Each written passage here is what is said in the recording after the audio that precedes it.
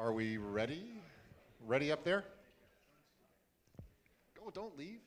Come back. Sorry. Thank you for your patience. Welcome to our final lecture of this academic year, 2015-16. My name is Stephen Rost. I'm the interim chair of art and design. It's my pleasure to welcome you. And one thing I'd also like to, here we go. We would like to just give you a heads up on Design Week, what are the dates of Design Week? April 28th to the 30th. And it will be an intense chunk of time, and I encourage everybody to rest up for that and engage, whether you have work in the conversation or if you just want to swing by and participate in the conversation. It's going to be a Thursday, Friday, and Saturday is dedicated to graduate studios, and we'll be down. No, that's not true. Thursday and Friday are on campus here. Right. And there's a blend between everything from first year to fifth year, Thursday and Friday. Right. Thursday is in the morning, afternoon, and evening. Friday is just the morning and the afternoon. And then on Saturday we're at BCDT, and that's a blend between the art and design department and the architecture department, where we're running in the afternoon all the graduate thesis presentations. I was partially correct. Thank you. No, you did really up to the point when you explained it. And that's why we rely on Philip Plowright. Thank you. So without any further ado, I'd like to allow Dr. June Kim the opportunity to introduce our guest. Thank you, Steve. You're welcome. Okay, so welcome to our college's lecture series. Today's speaker is Mr. Jason Roberts. I'd like to read a brief statement about his background. So there goes.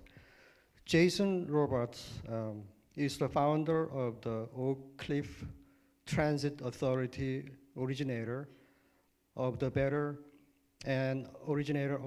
Block project, co-founder of the Art Conspiracy and Bike-Friendly Oak Cliff, and candidate for US Congress. In 2006, Jason formed the nonprofit organization Oak Cliff Transit Authority to revive the Dallas streetcar system, and later spearheaded the city's effort in garnering a $23 million Tiger stimulus grant from the FTA to help reintroduce a modern streetcar system to Dallas. In 2010, Jason organized a series of Better Block projects, taking blighted blocks with vacant properties in southern Dallas and converting them into temporary walkable districts with pop-up businesses, bike lanes, cafe, seating, and landscaping.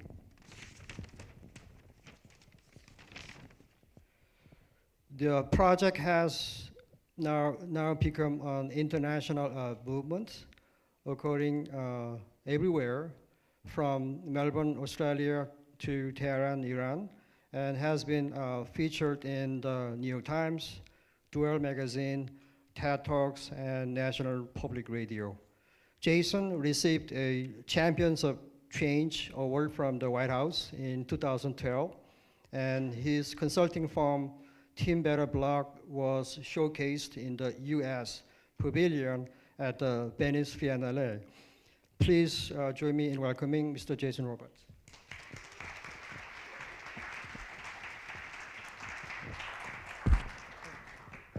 Thank you. It's really good to be here.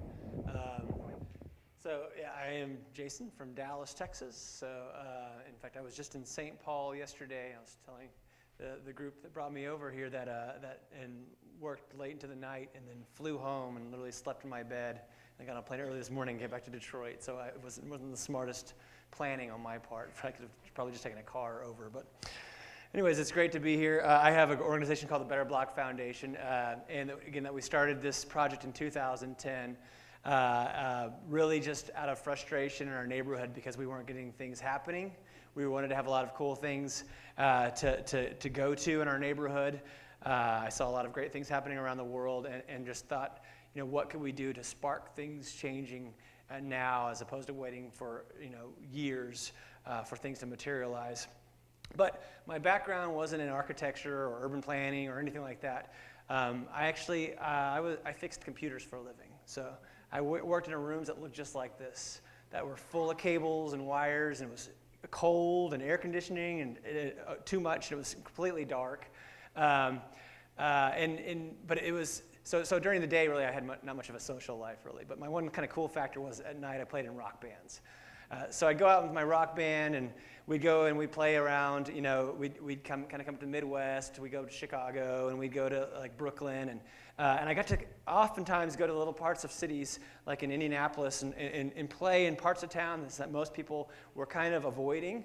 But I thought it was amazing that the artist community that really had nothing could make a lot of these places come to life. So a lot of the inspiration for the work came from this musical connection, but also one other thing too, and it's something I don't bring up a lot, but if anyone knows the work of Christopher Alexander, who wrote a book called The Pattern Language, which really just basically takes down and it tries to dissect these patterns that we've developed over tens of thousands of years as humans, and tries to identify what are those things that we continue to do that are beautiful, that we love, that we respond to, and they evoke emotions and feelings.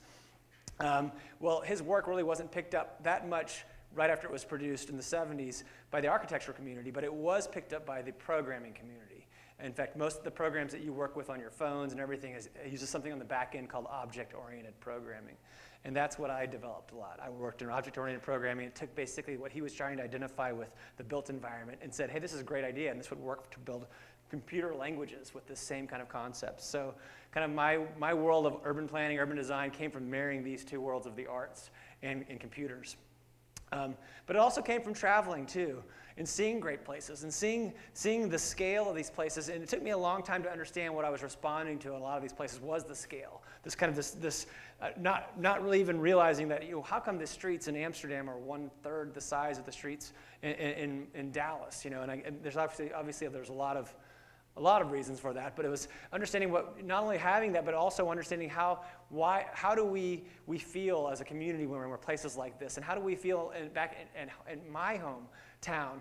And then beyond that, just kind of having conversations with the city and trying to figure out how do we get change going, and then talking about the stories of our past, because we used to have these beautiful main streets. And I talked to my parents who lived in a little town called Surreal, Oklahoma, which was very surreal for me to look at these pictures, because I didn't have this type of environment. I didn't have bands playing out in the street. I didn't have, my dad would talk about how they knew the local pharmacist, and they knew the local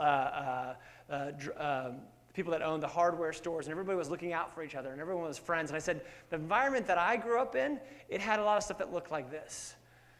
And it was a lot of these chain stores. I didn't have this little local kind of diner at the end of my street. I had a Little Caesars with a kid from high school that didn't want to work there, which was really angry. And so so anyways, our work kind of was with this premise of how do we make change, and seeing also that I was seeing cool little interventions happening. I was seeing what was happening in New York with Times Square being transformed into a pedestrian plaza, and seeing the parking day projects happening in San Francisco. But when you live in a place like Dallas, you're told by everybody that, honestly, it's just too hot here. People will not go outside, will not linger. It's a car culture, so this is not Paris, so don't try to make it Paris. So I was really frustrated with that idea. I was really frustrated with why would we create environments like this? Why would we even what's the point of why would I spend 50 weeks a year working in a place I don't want to be, and then take 2 weeks for vacation going somewhere I would rather be? So the work I started was kind of breaking down, how do I start just working with my arts community to get started? Because I don't have money, and I was told you can fix any problem as long as you have money. Well, if you don't have money, how do you get started? Started with an old theater I had in my neighborhood. This is a theater called the Texas Theater, and the only reason it has a sign on it was because Oliver Stone built that sign for the movie JFK, because this is where Lee Harvey Oswald was captured after the assassination of JFK. And it's about 7 blocks from where I lived. It had been closed for about 10 years. It had caught on fire at one point in time. And there was a group that was trying to raise $3 million to repair it, but they were having a hard time finding the funds. I just wanted to get in there and do stuff with some people. Like, let's just make this work. Let's do something now if we can. Again, inspired by like looking at there's a guy named Steve Keen in New York that I thought was amazing. He would go and take an art gallery in New York, and he would announce the day before he had an art show, come out to my art show, and have no art that night before. And then he would just fill up the building with 100 blank canvases and paint them all the night before. And then he would open up the next day and announce this art gallery. So I thought, I probably don't have anybody crazy enough to do 100 pieces of art in my neighborhood, but I might have 100 people that can all do one piece of art. And then also, as artists, we're often asked to donate things, and that's kind of frustrating because you get asked so much, and people don't understand that this takes a lot of your time and a lot of your energy. So what if we just ask people for 2 or 3 hours of time? That's not a giant ask. So again, this is us in the theater weeks before. Again, this had been just completely barren, boarded up, in fact. The lights barely worked. The plumbing was backed up. We had 2 bathrooms. One of them didn't work upstairs. In fact, it was leaking. And moments before about to open the doors, we're thinking this is going to be a horrible failure. It's the middle of winter. We're in the bad side of town. We're in Oak Cliff where people don't want to go. But what happened was when we opened the doors, we had 700 people show up. And we sold every piece of art that we had created the night before with the community. And beyond that, we had people come up to us afterwards and say, we've been waiting for someone to let us into this theater. We've been waiting for someone to give us access to this so we can actually start using this and doing things. This is great. And I started showing up to the local board meetings for the theater. And then what I found is, and this is what you got to be careful of, when you say, hey, I want to help, I became the president of the theater within 2 months. so be careful when we say, hey, I'm here to help, they'll throw the keys at you. But what we also did, and I don't talk about a lot, and I wish I had images of this, but we didn't even have a screen for a movie theater.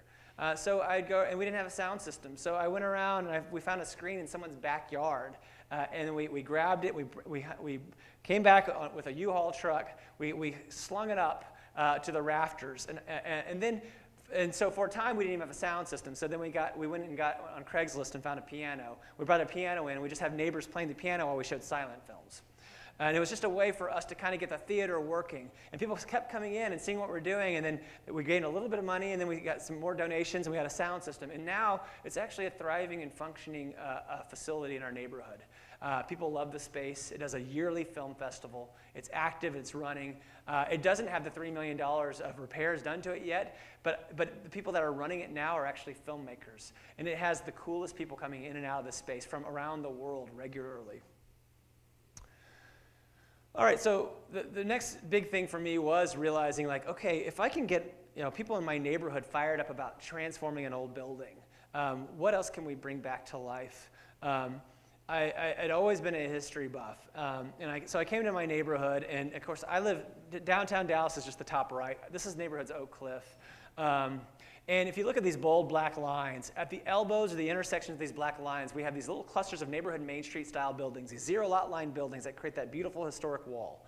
And in fact, my Texas theater was at where C is, right there, so right there. But the theater had 650 seats and only 35 parking spaces. So the reality is, the reason this worked before, when we started asking questions, was because we found out this was all a trolley system. We had a trolley system that ran from 1888 to about 1956. And a lot of the problems that we were dealing with in my neighborhood now were the ramifications that came from pulling that streetcar system out. Because we could not accommodate for the buildings that we had there. We couldn't get certain businesses in place because the zoning wouldn't allow, because we didn't have X amount of parking. Because the buildings weren't even built at a time when you were having to think about parking.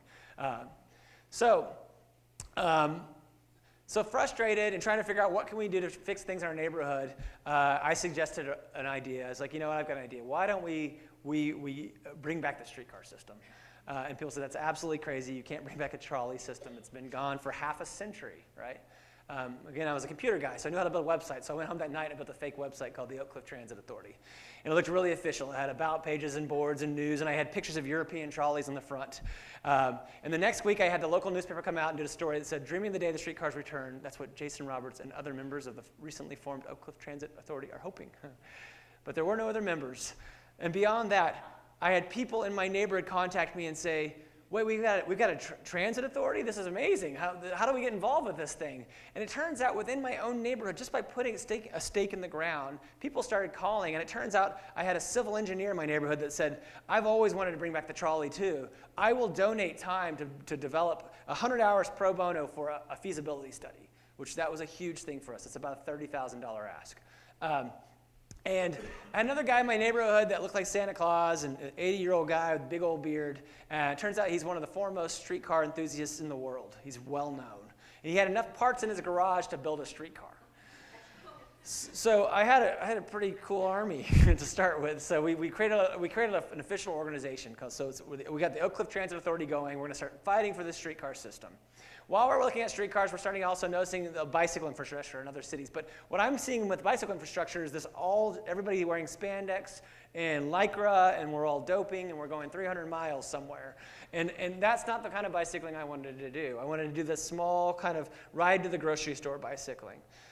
So we created a group called Bike Friendly Oak Cliff that said, like, we're going to advocate for this idea of just everybody riding their old heavy bikes to the grocery store and to the post office. And so I started getting excited about this bicycling idea, and I went to City Hall and I started saying, hey, I've got this great idea. I'm seeing this in all these great cities. We're going to take all these giant roads we have now, and we're going to cut them in half, and we're going to put bike lanes everywhere. And I found out when you're the one guy that does that at City Hall, you're going to have a lot of people that look like this come out and say, no! So this guy apparently was not a fan of riding bikes. But beyond that, I found that people have these assumptions that it was going to be Carmageddon, and that business would die as we know it. We would all just face a slow, painful death when our roads were changed. So we decided just to kind of let's just go and just do some fun group rides to get people out and doing these things. And again, we thought we'd have 20 people that show up to those first few rides. We actually had 150 people show up to those first rides. This is us kind of riding. We're following the trail of Lee Harvey Oswald into our neighborhood because that was what we could celebrate in Oak Cliff. And I tell people, what you don't see is me looking terrified at the front of this line because I didn't own a bicycle when we started Bike Friendly Oak Cliff. I just love the idea of having a bike culture. But I also, I found that my community was waiting for people to stand up and lead a charge. People are all looking for someone to stand up and say, hey, there's a new way forward. There's better things to do. We don't have to live with this disparate conditions we've been given. And I did not want to be that leader. I was not wired up for that at all. But there was a point where I'm like, well, I'm just gonna fill that guy's shoes until whoever comes along is supposed to do this will do this. The important thing here to know is if you're passionate about something, you have everything it takes to become a leader. And I've seen this time and again. You all have these things you're fired up about. Just if you stand out in front and just say, hey, look, I'm willing to kind of go out and just try to push this forward a little bit further, you may be surprised at the kind of army you can amass in such a short amount of time. One of the projects I was trying to do is I tried to get simple ways to get kids to ride bicycles. I went to my kids' school. We had no kids riding bikes at all, 0 kids riding bicycles. When I was a kid, half the school rode.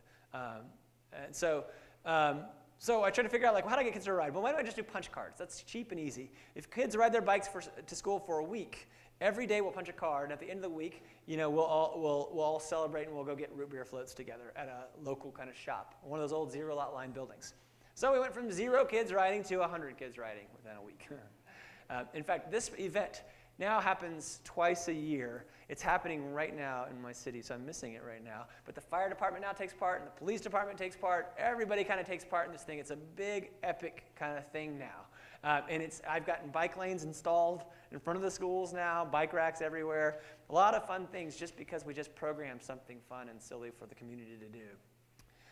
And we went from being the worst city for bicycling in the entire nation with absolutely no bike infrastructure, no bike lanes, no nothing, to this, this is a bike lane that I helped design and build in my neighborhood. Again, I fixed computers for a living, so it was an interesting kind of jump for me to kind of understand these things. And this isn't even the best designed bike lane. I would have designed this far better with time.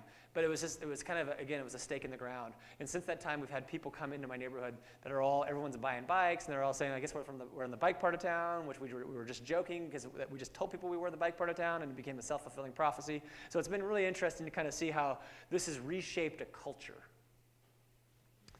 All right. So we worked on the theater and worked on the streetcar and was working on bicycle infrastructure. We started looking at the blocks themselves. So how do you repair a block that's broken? And this is a block that we started with. It was in my neighborhood. Former streetcar stop. It was a road that was turned into a one-way couplet, they call, or couplet, or one-way pair, they call these things. The sidewalks were thinned, landscaping removed. The zoning was changed from retail to light industrial. Because there's no parking, because they wouldn't want retail because you can't park cars, right? And the only way you can park cars in a beautiful kind of corridor like this, where you have four corners still preserved and everything, is to tear one of those buildings down. And that's what we've learned. I've seen it time and again. And then beyond that, we created all these ordinances and rules that made it either expensive or illegal to do the things that would make this place great. So flowers on the sidewalk, $1,000 in permitting. Shade awnings, $1,000. Cafe seating, $1,000. Sidewalk merchandise is illegal. And then crowds gathering is illegal. So we looked at that block and we said, obviously it's illegal for us to do anything to make this come to life. So what happens if we take a weekend, we break every law we possibly can?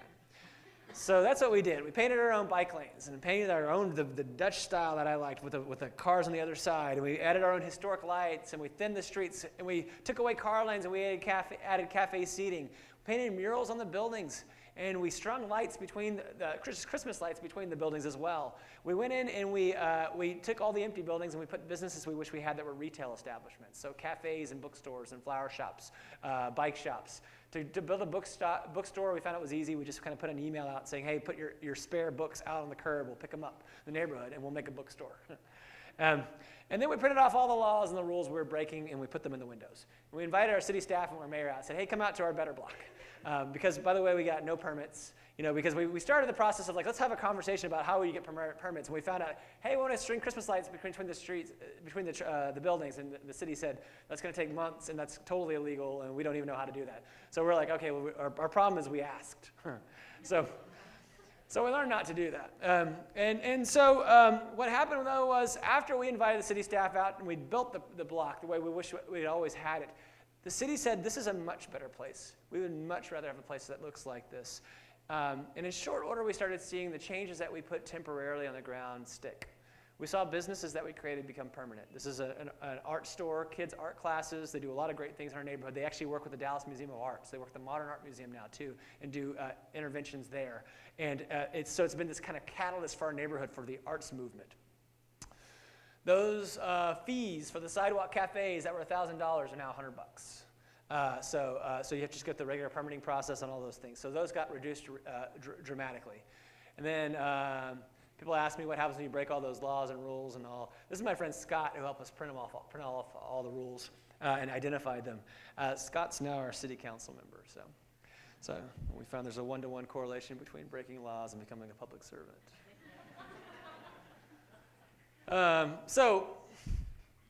of the other things we found was, like, when looking at places like this, I started trying to understand, like, why do we love places like this? And the urban design students will know this, probably because you've gone through this, but I didn't know what it was he loved about this. But I was really fascinated in the science of these things. Like, why is it that people keep showing pictures of these things, these little, like, these thin, tiny roads with buildings kind of hugging them that create these hallways that have this interesting friction and landscaping is embedded in them. And this street looks, the scale and the friction and all the stuff you see is the exact same way in Paris, and it's the same way in Mexico City, and it's the same way in Tokyo, and it's the same way in Johannesburg. It's like, we've created this scale regularly. It's like bees creating a honeycombs. We know how to do this, but we don't seem to do this anymore, but we did it regularly. This is the way we would build spaces.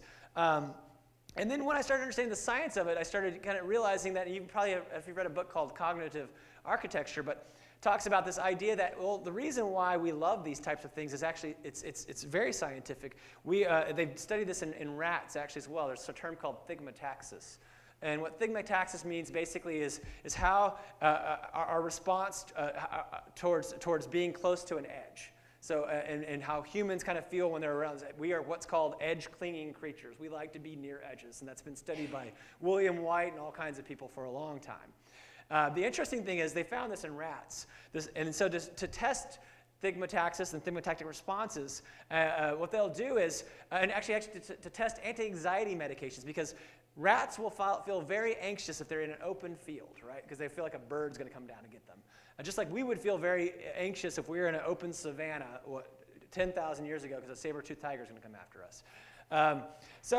They found, though, when they're testing out new anti-anxiety medications, Prozacs and things like that, they'll test them on rats, and what they'll do is if they're working, the rats will get further away from the wall, right? And so that's because they feel more comfortable with that. So really all that's telling us is that all this new anti-anxiety medication we're doing is allowing us to be comfortable with the environment that we built that looks like this. So this making us okay with this, right? One of the big components that was important for our work in Oak Cliff was that the city of Dallas had this mantra of think big. And what think big did for us was it meant that we were going to spend $140 million to have an Italian architect design a bridge for us. It meant that we're going to have a world-class convention center hotel. That's what think big got us. And what we found was actually the places that I love, like that little street I showed you, were actually these little small spaces. And they were these small spaces that are filled with 100 little things that were connected together like this beautiful coral reef. And they were built with a lot of people in the neighborhood that all had their interesting different personalities baked into those things. So, and I also found like the blocks that I love around the world, whether it be in Paris or it's in London or it's in here in Detroit or in Dallas back home. It's this little block I go to regularly that may have a little bodega, a little cafe, a flower shop, bike shop, bookstore. It's got cafe seating outside where I can drink a beer. It's got clocks. It's got lights that are lining the street. It's got landscaping. It's got 100 little things. And I thought as a community we can build 100 little things a lot faster than we can build that one big thing that we're hoping creates the 100 little things. And we can do it with tools that we can find at the hardware store. We can use white duct tape because it looks just like thermoplastic paint that cities use to stripe the ground. We can use white chalk. Spray chalk. We can use shade cloth to make bike infrastructure. We can take straw wattles that they use to keep trash out of the gutters during construction sites and make new curbs and landscape them and do them in a way so the cars make a serpentine motion and not straight high-speed motions. We can take those wraps off the city buses, right, that have all the advertising on them and take the scraps and make crosswalks. And then we can go to the city and say, hey, this intersection's too wide and too fast and it's broken. And they'll say, it's going to take us years and lots of planning and millions of dollars. And we can get our team out, and in a weekend, we can fix it ourselves. And this is what we found is it's really not that hard to do. And the thing is, the city now takes these plans, and they're like, hey, this is great. In fact, this street's now being converted into a two-way. It was a one-way. It's taken us a while to get to that process because a lot of political stuff has happened. But it's happened. A lot of it's been because of the work that we created in the Better Block Project. Well, I would say it's all because of this work. People also ask me, how do you get away with breaking all these laws in broad daylight? I said, I found you can break any law you want as long as you wear an orange vest. All right, one of the things that I would show people before we kick off a project often is I show a picture like this. And this is in Montmartre, Paris. And this is a restaurant called La Maison Rose. And it's, if I look at this space and I think, man, I wish I had this in my neighborhood. I would walk here every day to get a cup of coffee. I want to grow old here, and I want to sit there as an old man reading the newspaper, and then I want my kids to work there, and I love these little streets, and I love how the landscaping just pours out of the old buildings, and I just love how it's rich with texture and feeling. It feels alive. And when I show this to other people, they would say, well, yeah, I am the exact same way. I wish we had this in our neighborhood as well. I would go there every day. I would take my friends there, and we'd put on postcards. And so we'd ask this question. We noticed that everyone would say, yeah, we all want this. Like, well, if we all collectively agree we want places that look like this and feel like this, then why do we keep building places that look like this? And that was kind of the big transformation for our communities to realize, like, this stuff feels so soul-crushing. It's nothing to be proud of. It's nothing, and I know Howard Kunstler talks about this a lot, so I won't belabor this point, but these are places that evoke very, very stark emotions compared to the other places. Imagine if you were a poet and you're writing poetry, what are you going to write here as compared to here? Actually, you're probably going to write some amazing things here because you're so incredibly depressed. Might be Bukowski-esque. So I'm going to show you guys some examples of some kind of ways that we're having to kind of work in these communities. where we have these big scale, right? All I'm trying to do is dramatically reduce scale, right? Rapidly. So this is a grocery store I had in Denton, Texas. This is a project we're trying to figure out, okay, I've got a large eave that kind of sits out from this building here, this old grocery store that's been closed. And basically, the housing prices have dropped in the neighborhood because this is the only kind of retail merchant that was around. And once it died, everything imploded around it. So kind of looking at how do we make that into a main street, we kind of designed this idea of like making small storefronts in the front, like little main street storefronts. And we'll bring food trucks in and we'll create the other hallway edge that's missing. And then with the food trucks, we can build parklets. And outside those parklets, so we'll have a parklet attached to a food truck, so you can have that cafe seating experience. And it's hot in Texas, so the community said they wish they had splash parks. It's like, well, we can't afford a splash park, but we have hay bales because it's in the rural community. So we'll make hay bale splash pools. Because when you're in the South, we do things like that. And then we can build stages with pallets and things like that. And we can take horse troughs and make fountains as well. And then we make that block look like this really quickly. So those Main Street little storefronts, that's just, all that is scaffolding and billboards from the sides of the highway that we took and we just repainted. And we made little windows. And this is all pretty lo-fi and rigged, but the community helped us build this here. We used pallets to make the pallets. Again, the dimensions are pretty close to the other picture I showed you. That's all I'm trying to do is recreate that scale. And as soon as you create that, everybody in the community is like, oh, I know what this is supposed to be, and I love this. I love how this feels. All right, a story I like to tell a lot here in a community, because I think a lot of people make this assumption. In fact, we were having this great conversation earlier here with one of your adjunct professors about this need to not create committees and not go into this over-meeting and over-planning process that we want to do as people. For some reason, I don't know why, but we feel like we were wired up to just kind of go into a series of 30-year meetings. This is an example and I study a lot of military generals now because I'm like, these guys had to do things fast, right? This is Napoleon. This is a story I like about Napoleon is Napoleon was exiled. But many people don't know he was exiled actually twice in his life. The last time, of course, was for good. But the first time was he was exiled to an island called the Isle of Elba, which is off of Italy.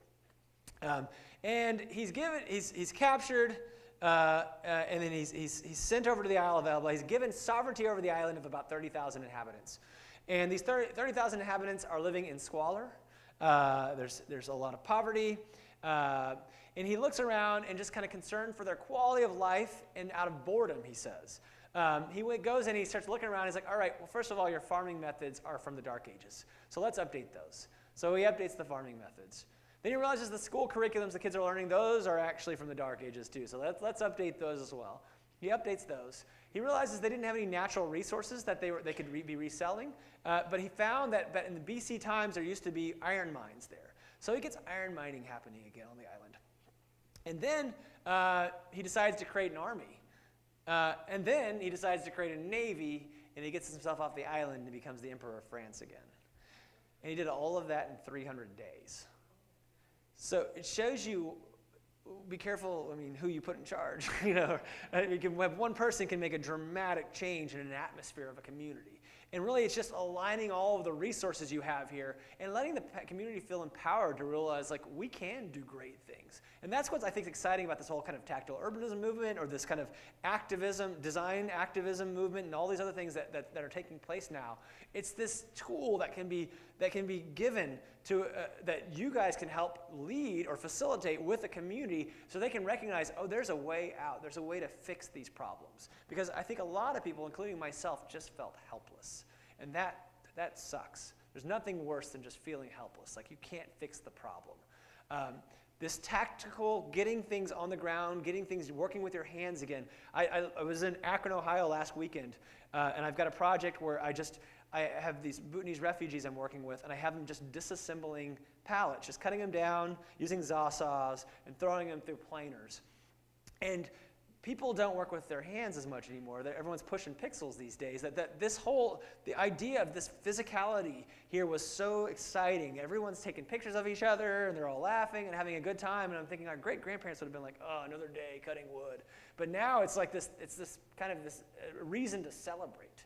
So think about that too when you're doing these things. This is a chance for physicality, for bringing people together to do these interactions together, because people connect deeper when they do something that's using their hands. You'll notice like, we can have a conversation across the table and it can be a good solid rapport, but when we start playing cards together, all of a sudden the other stuff starts coming out, and the interesting things can happen. The same thing, people start dancing, and people start doing anything, cooking together, doing some kind of physical activity together will build a more solid rapport and connection with communities. Okay, I'm going to just talk about a couple more projects here. This is one that just kind of show the methods that we've used, because there's a lot of ways you can approach this tactical idea, right? I had it in Dallas. We've talked about since 1998 about building the world's largest linear park, bigger than Central Park. It's been a big deal. We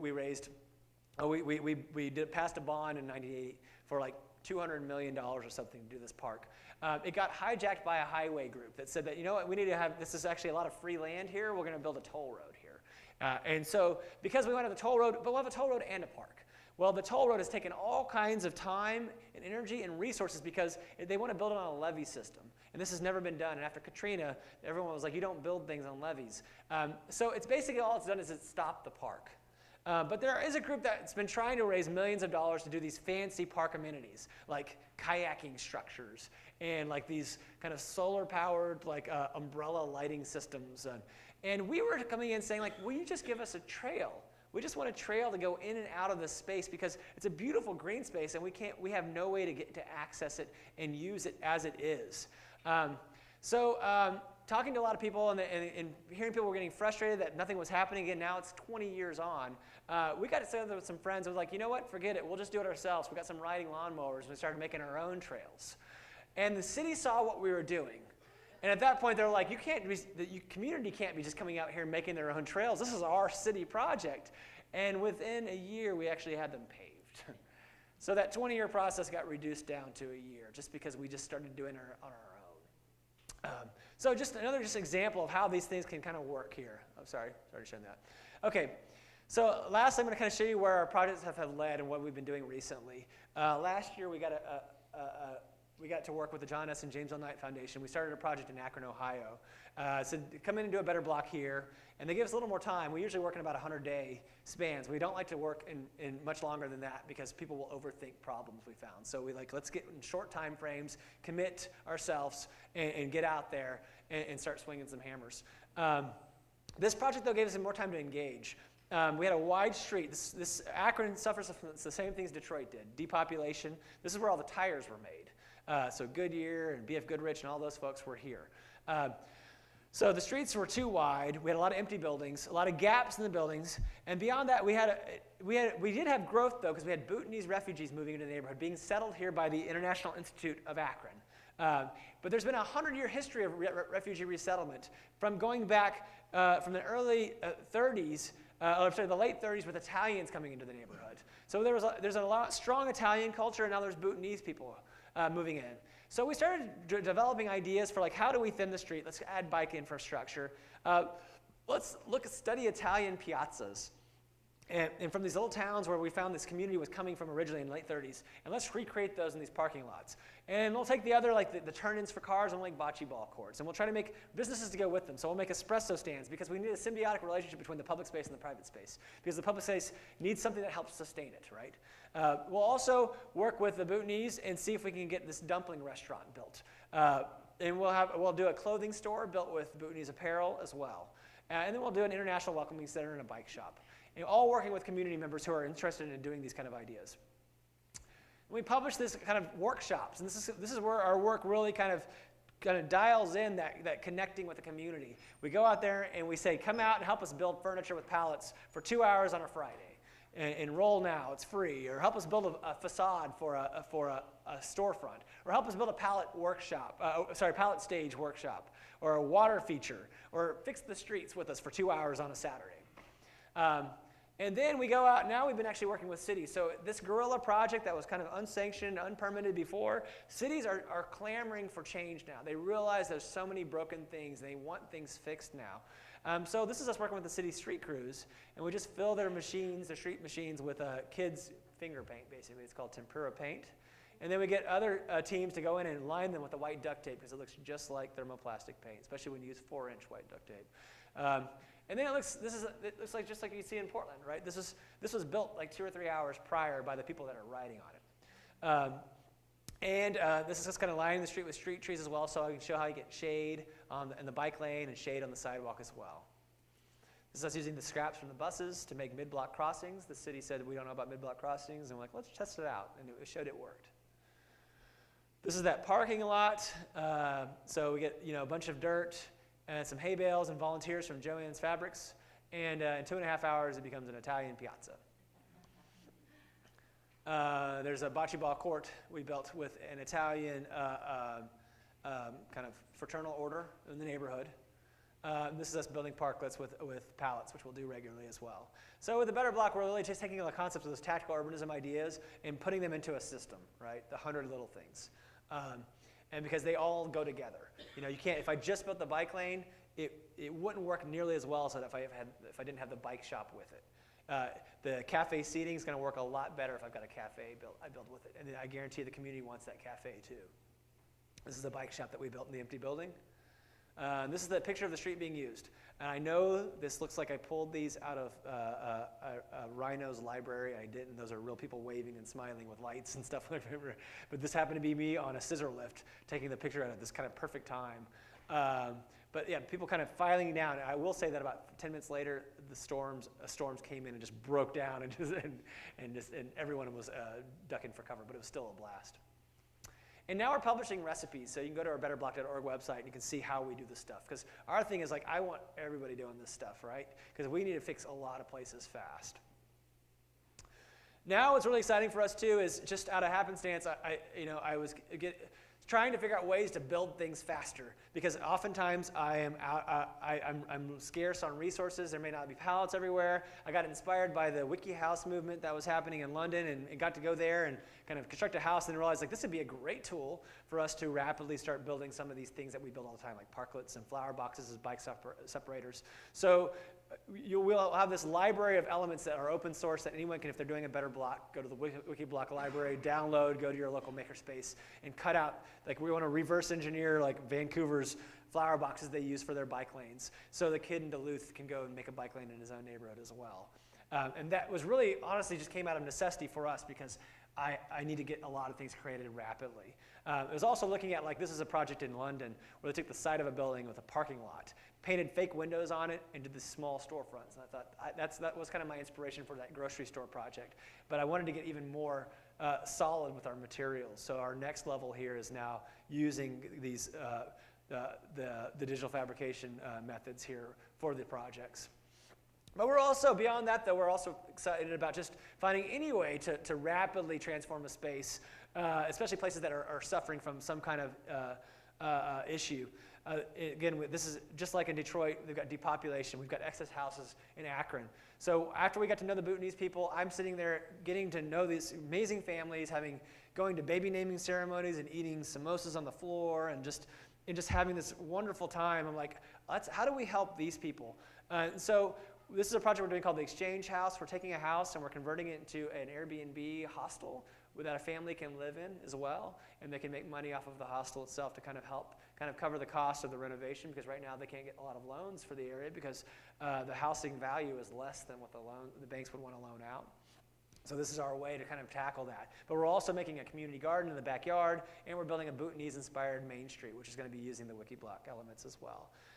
And we're working pretty closely with Kent State and their digital fabrication lab on that. But what I'm excited about it is this, especially even being here at Lawrence Tech, is that opportunity for us to start connecting communities with universities and using these resources. I know I can tell at Portland State University, PSU is working with their engineering students. They're doing capstones with Better Blocks and getting infrastructure actually built after the capstone's over. So a lot of these students are getting hired by the city because they figured out the processes. And that Better Block that we started in 2010 just to try to fix in our own neighborhood and fix a block, people started asking us how to do it. I fixed computer for a living, so I didn't have a time to kind of go work on other projects. So I said, here's a how-to guide, here's how we did it. Started going all over the country. And then within a year, it started going around the world. So from Melbourne and Sydney, Australia, to Tehran, Iran. And then when the people from Tehran, Iran called me and asked me about breaking laws, I was like, I don't know about breaking laws in Tehran, Iran. I think the stakes might be a little higher. All right, and so I kind of found this interesting way to get things happening quickly, right, through our neighborhood. And we started doing all this fun stuff started happening because of this. Like we were getting kids to ride bicycles, so I decided, I'm going to run for U.S. Congress because I had a free April. And then I was like, I got to lecture at Harvard, and then we were in the New York Times, and I got to have dinner with Michelle Obama, and then we're in the Venice Biennale. Like, all these cool things started happening because of these interesting little tricks we figured out to make things move in our neighborhood. And I remember at the time thinking like, wow, what can stop us? We can kind of do anything we want. We can transform anything here. But the one thing that stopped me completely in my tracks was in 2012, I was diagnosed with stage 3 cancer. And then everything stopped. This was after the TED Talk. So all that stuff was happening, and all these cool things are going on. And I'm like, oh, I'm not going to live to ride my trolley. I'm not going to be on the bike lanes. I'm not going to get to see these blocks grow up. I'm not going to see these little shops that we help create. And the crazy thing was when I was sick as a dog with being loaded up with chemotherapies and everything else, my community in my neighborhood who helped me build these better blocks saw that I was in bad shape, and they started coming to my house and started filling up my refrigerator, and they started checking on my kids, and they started feeding my pets, and then they started doing these Let's Build a Better Jason campaigns.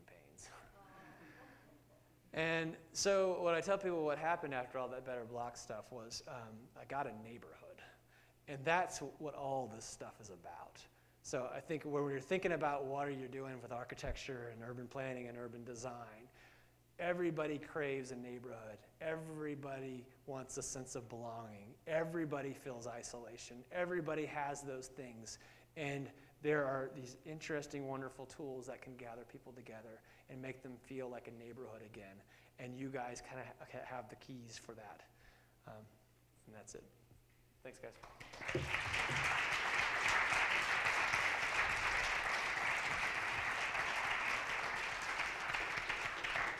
I will add, because I always forget, last year I was diagnosed as being cancer-free, so I'm going to make it. We're good.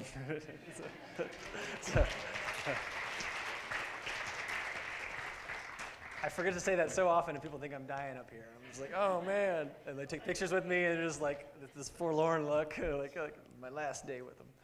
Anyways, does anyone have any questions? Yes.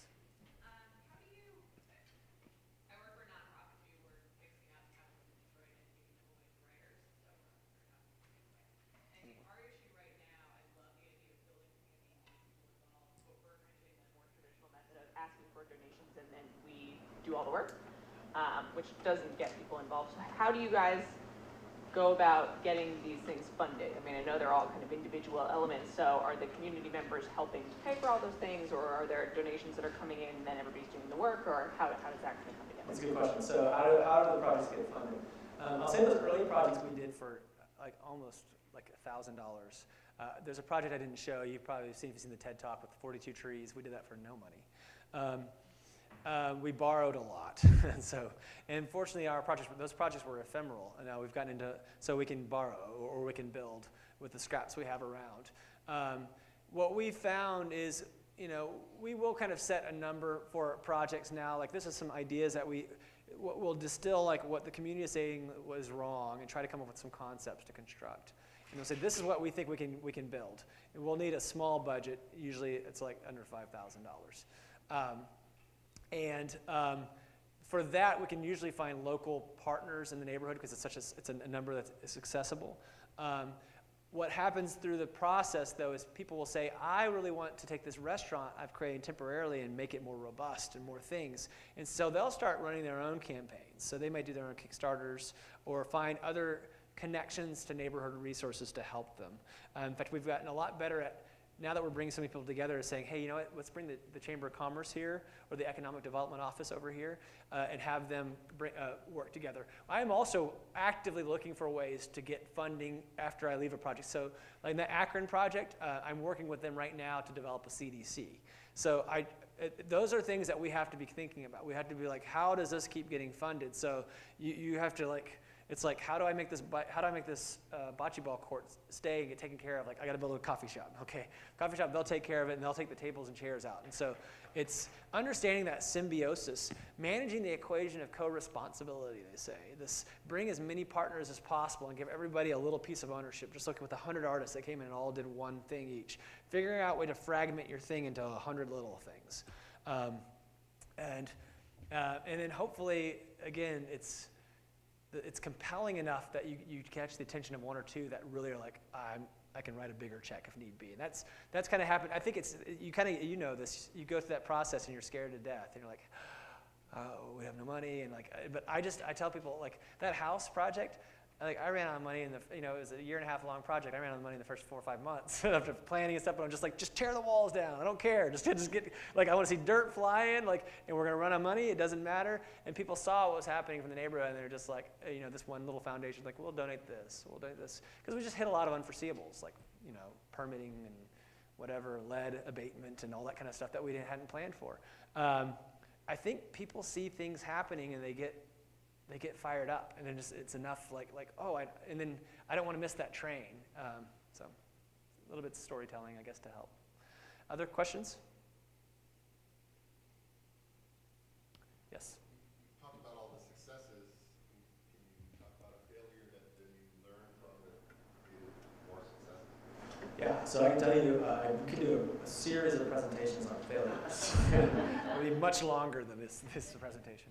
But yeah, in fact, I would say a lot of things that we've learned along the way. And because we work in these rapid, tight time frames, the nice thing is it exposes the problems really fast. And because we work ephemerally, with light materials and we're taking things in and out, I get to learn the city's processes really quickly. So I'll put a lot of, like one of the things I learned is don't tell everybody what you're doing. Don't tell the city all the things you're doing, because they don't have a script that says, like, because I'll say I want to build a traffic circle in the North Hill neighborhood of Akron, Ohio. And they're like, well, that's not on the book, and so no. So I just like, we're just going to do a block party in Akron, Ohio. That's what I'll say. So getting too much detail out there, because people are naturally in a no kind of scenario. And a lot of that's a fear of liability, and we get insurances for all our projects. Other things, there was a time whenever I would say just show up from Thursday and Friday from 5 p.m. to 10 p.m. and help us build a better block. And what I found was I would get like 10 volunteers right at 5, and like a smattering at like 7, and then at 7:45 there'd be like 100 would show up, and then so I learned to segment this into workshops, into a series of like, I need 10 people here in this time frame. I need 5 people here in this, working on these bike lanes. I also learned that people working in groups need to work in small segments. They love to do labor and heavy lifting. You can't get much more than 3 hours out of them, though, before they're exhausted and they want to go. So you gotta have food. And so having the picnic table set up, which you'll learn from Habitat for Humanity, which is a great partner we've had as well, but just understanding kind of human psychology and this, making sure that everything is laid out and clear and like IKEA-like. That's where design really comes in well. I've also learned that don't build projects where there's not a neighborhood in close proximity. We've done those before, where a city came in and said, fix this area. We're like, okay, we'll try to fix this.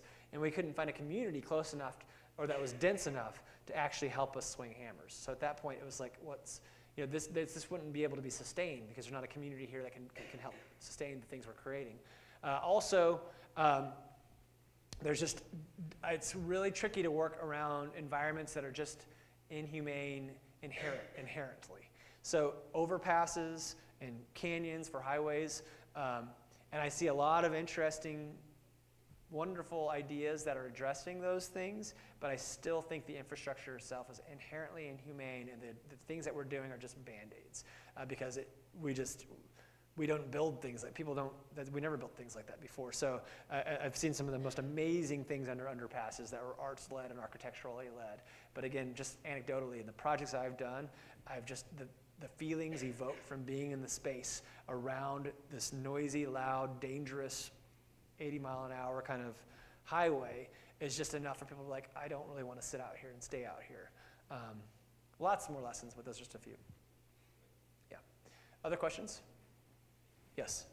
What kind of role does social media play in like incipient stages or even like grand opening projects? So it's huge. I mean, so that's the whole FOMO, the fear of missing out. So it's like during the whole process, we're documenting the growth, in a short amount of time, like showing it in despair and the plans, and then the teams coming out in small groups, kind of doing things like and tagging people all over the place because I need their friends to see it. That's huge for us. So it's like the tagging feature alone is how I get more volunteers.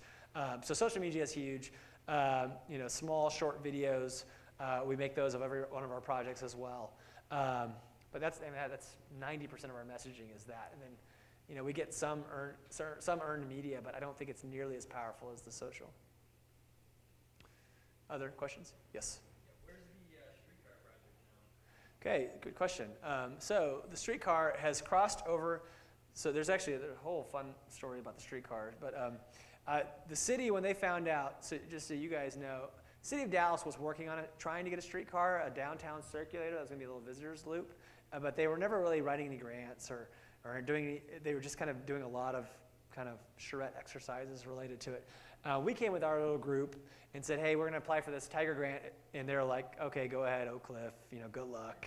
I guess I didn't include the slide on here, did I? That's why you're asking that question. I won a grant for $23 million when we brought the streetcar back. So,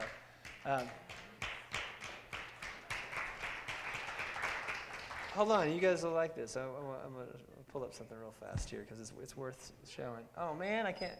Oh, never mind. I don't have it. But I usually show a picture of me in front of my streetcar. So they said it would take us. I talked to Rick Gustafson, who is the head of the streetcar project in Portland, Oregon, and he said it took them 15 years. So expect to take at least 15 years. It took us 5. And so what I found is, and this conversation we had about committees and all, cities can work really fast if there's something that's motivating them to work fast.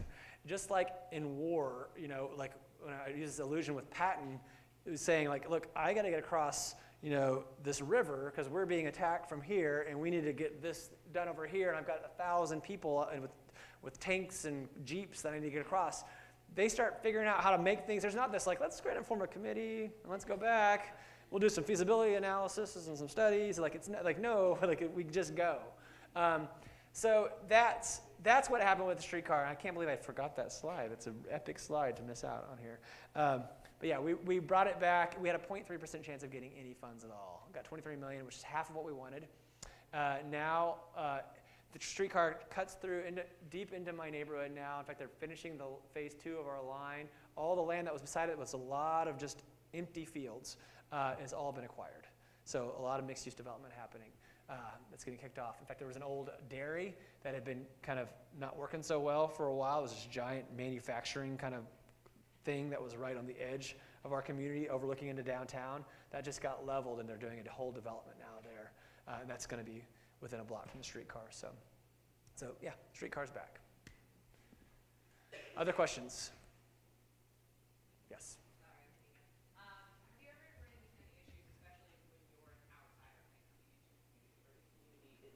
To the idea? I mean, I know there's so many fears now of kind of over-gentrification and communities being pushed out as things change. Yeah, so we're pretty clear that if we're doing a project or we're facilitating a project in another city, that we are not leading it. And so we'll come in and say, this is led by the community. We're usually brought in by a local organization. We'll say, you guys but I've dealt with, in fact, I dealt with in Norfolk, Virginia. We did 3 projects there. The second project there, though, was really dicey. It was a low-income African-American neighborhood, and there was a division inside of the neighborhood, though, between kind of an old guard and a new guard, all African-American, both sides. But the old guard was clashing with the new guard. They had created their own committees, and so so we had been asked to help develop a better block with the community. And we said, there's too much friction here. And so we'll do another community here that's already asking for one. And so we went to this other community. The 2 splintered groups like saw that and said like, we look, we want to do this. This is beneficial. And so they had folks that weren't as polarizing on both committees or communities and come together and create a new organization that could actually do something. So and that was a direct kind of like, that was kind of this older guard saying this is gentrification. We try to tell people like, for us, we are building this with the neighborhood and it's for the neighborhood. It's using the neighborhood's resources. So it's, for me, it's kind of the opposite of gentrification in the sense of like, it's mass, radical displacement and just shunning of a neighborhood and just somebody else sucking up the wealth. This is the community saying like, hey, let's create and capture the wealth ourselves in our own neighborhood and do what we do best. In fact, I had a great project in a community where we were going around, it's a low-income neighborhoods in South Dallas, and they're like, we don't have a lot here. And so we're looking around, and there's a lot of liquor stores and a lot of weeds overgrown, and a lot of bars in the windows, and we're just riding around bicycles looking for stuff like, what can we do, what can we bring together that can be a way that this neighborhood could celebrate its assets. And we're like started hearing like, if we see these little shotgun churches, and we're like, we can hear gospel music. So like we got gospel music. And then we're riding around some more and we see all these guys in their front yard and their gas had been turned off. So they're cooking barbecue in the front yards. And so we're like, well, why don't we do gospel barbecue? And so we did this giant block of gospel barbecue, and the neighborhood came out and they're like, I'm like, this is what we do. We do this natively, naturally. This is just in our DNA. And I said, and we had people come out and they're like, I would get on an airplane and go, 5 hours and spend $1,000 to experience what I had no idea existed in my own backyard. And so it was an interesting project in the sense of we're trying to show like, you got everything you need right here. Just allocate it a new way. That Napoleon, just put it in this different kind of line, and you can have it, and it can be something that you can earn an income from. Any other questions? All right, thank you so much, y'all.